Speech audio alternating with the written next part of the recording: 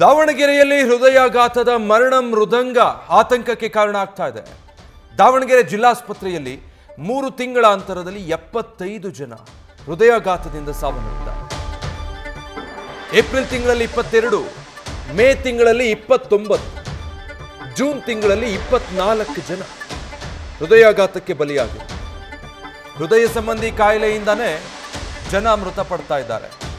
ಮೃತಪಟ್ಟವರಲ್ಲಿ ವಯಸ್ಸಾದವರಿಗೆ ಹೆಚ್ಚು ಹೃದಯಾಘಾತ ಸಂಭವಿಸ್ತಾ ಇದೆ.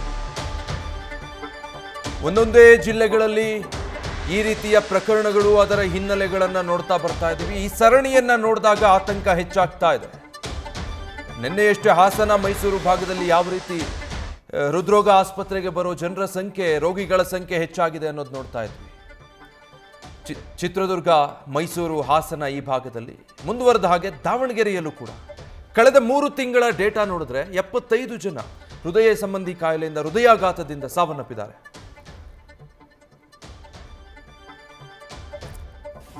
ಡೀಟೇಲ್ಸ್ ಕೊಡ್ತಾರೆ ನಮ್ಮ ದಾವಣಗೆರೆ ಪ್ರತಿನಿಧಿ ಮಹದೇವ್. ಲೈವ್ ನಲ್ಲಿ ಜಾಯ್ನ್ ಆಗ್ತಾ ಇದ್ದಾರೆ. ಮಹದೇವ್, ಇತರೆ ಜಿಲ್ಲೆಗಳಲ್ಲಿ ನೋಡ್ತಾ ಇದ್ವಿ, ಈಗ ದಾವಣಗೆರೆಯ ನಂಬರ್ಸ್ ಕೂಡ ಅದೇ ಆತಂಕ ಹುಟ್ಟಿಸ್ತಾ ಇದೆ ಅನ್ಸುತ್ತೆ. ಕಳೆದ 3 ತಿಂಗಳಲ್ಲಿ ಎಷ್ಟು ಜನ ಹೃದಯಾಘಾತಕ್ಕೆ ಬಲಿಯಾಗಿದ್ದಾರೆ, ಯಾವ ವಯಸ್ಸಿನವರು, ಏನು ಕಾರಣ, ಮಾಹಿತಿ ಲಭ್ಯ ಆಗ್ತಾ ಇದೆಯಾ ಈ ಕೇಸ್ಗಳ ಬಗ್ಗೆ?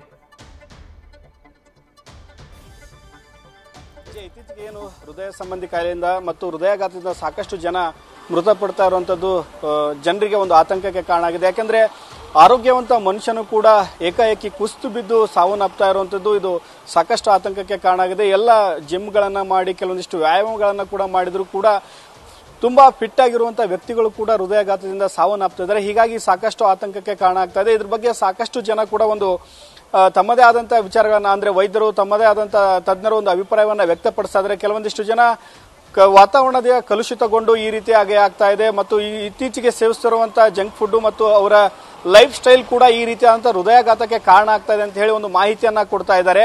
ಅದರಲ್ಲೂ ಕೂಡ ದಾವಣಗೆರೆಯಲ್ಲಿ ವಿಪರೀತವಾದಂತಹ ಜಂಕ್ ಫುಡ್ ಅನ್ನ ಸೇವಿಸುವಂತ ಪ್ರಿಯರಿದ್ದಾರೆ, ಅಂದ್ರೆ ಜಂಕ್ ಫುಡ್ ಪ್ರಿಯರಿದ್ದಾರೆ ಮತ್ತು ಇಲ್ಲಿನ ವಾತಾವರಣ ಕೂಡ ಸಾಕಷ್ಟು ಕಲುಷಿತ ಆಗ್ತಾ ಇದೆ. ಇತ್ತೀಚೆಗೂ ಕೂಡ ಇಲ್ಲಿನ ವಾತಾವರಣ ಕೂಡ ಸಾಕಷ್ಟು ಕಲುಷಿತ ಆಗಿದೆ ಅನ್ನೋ ಮಾಹಿತಿಯನ್ನ ಕೊಡ್ತಾ ಇದ್ರು ವಾಯುಮಾಲಿನ್ಯ ಇಲಾಖೆಗಳು.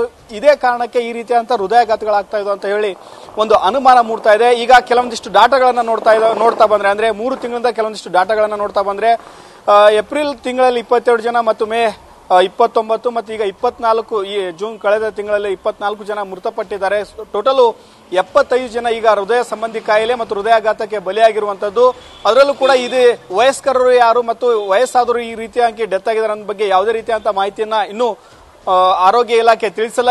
ಈ ನಂತರ ಈಗ ಆರೋಗ್ಯ ಇಲಾಖೆ ಈ ಬಗ್ಗೆ ಮಾಹಿತಿಯನ್ನ ತಿಳಿಸಬೇಕಾಗಿದೆ. ಆದ್ರೆ ಇತ್ತೀಚೆಗೆ ಈ ರೀತಿಯಾದಂತಹ ಹೃದಯ ಕಾಯಿಲೆಗಳು, ಅದು ಫಿಟ್ ಆಗಿರುವಂತರು ಮತ್ತು ವಯಸ್ಸಾದಂತರು ಮತ್ತು ಈ ರೀತಿಯಾದಂತಹ ಹಠಾತ್ತನೆ ಈ ಸಂಖ್ಯೆ ಏರ್ತಾ ಇರೋದ್ರಿಂದ ಸಾಕಷ್ಟು ಆತಂಕಕ್ಕೆ ಕಾರಣ ಆಗ್ತಾ ಇದೆ. ಇನ್ನು ಕೋವಿಡ್ ಬಂದ ನಂತರ ಕೂಡ ಸಾಕಷ್ಟು ಹೃದಯಾಘಾತ ಆಗ್ತಾ ಇದೆ ಅಂತ ಹೇಳಿ ಒಂದು ಅನುಮಾನ ವ್ಯಕ್ತ ಆಗ್ತಾ ಇದೆ. ಈ ಬಗ್ಗೆ ಆರೋಗ್ಯ ಇಲಾಖೆ ಅಥವಾ ಸರ್ಕಾರ ಈ ಬಗ್ಗೆ ಒಂದು ಸೂಕ್ತವಾದಂತಹ ತನಿಖೆಯನ್ನ ನಡೆಸಬೇಕು, ಸಂಶೋಧನೆಯನ್ನ ನಡೆಸಬೇಕು.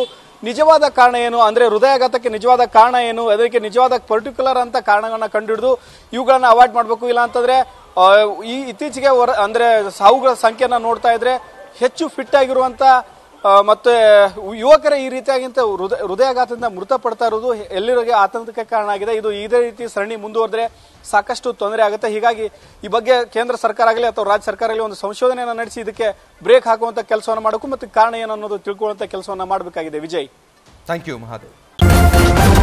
ನ್ಯೂಸ್ ಫಸ್ಟ್, ನಿರ್ಭೀತಿಯಿಂದ ನಿಮ್ಮ ಪರವಾಗಿ.